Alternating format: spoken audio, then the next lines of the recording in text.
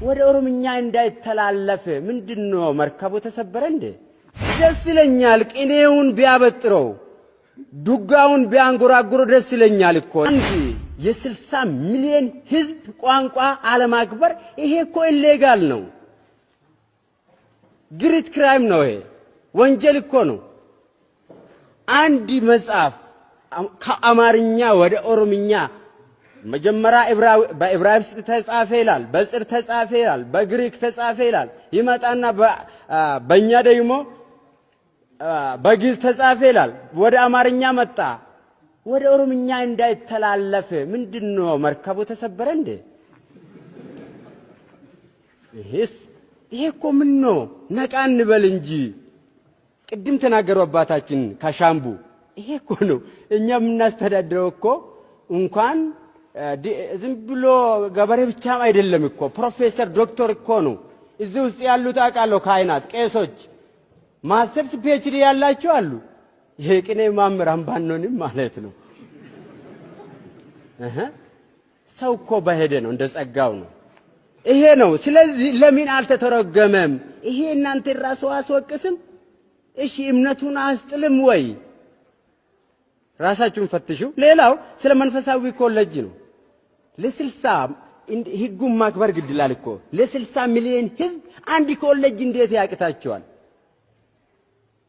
በኢትዮጵያ ውስጥ ያለችው እዚህ ቅድስት ሥላሴና ከሳተ ብርሃን ሰዋስወ ብርሃን 3 ቦታ ያሉት መስፈርቱ ግዕዝ በአንዱ ያስመሰከረ ወይ በዱጋ ወይ በጾመ ዱጋ ወይ ደግሞ በአቋቋም ይላል። የት መጥቼ ነው እኔ የእናንተን ዱጋና የእናንተን ቅኔ የምዘርፈው?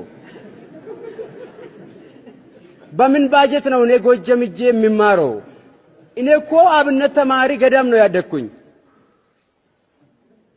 ደስ ይለኛል ቅኔውን ቢያበጥረው ዱጋውን ቢያንጎራጉሮ ደስ ይለኛል እኮ። እኔ ረካበታለሁ። የኛ ውበት እኮ ነው። ግን ለምን አካባቢውን ኢንቫይሮንመንቱን ለምን አታውም?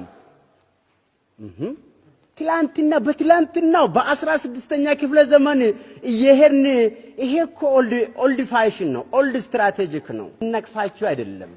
ውሃ ወደ ላይ አይሄድም፣ ግን በተማሩት ይሄዳል። አባይን ወደ ላይ እየገፋን እኮ ልናለማበት አቅደናል፣ እየሰራንበት ነው። በመዋ ማለት ነው። በጉልበት ሳይሆን በመዋ በቴክኒክ እና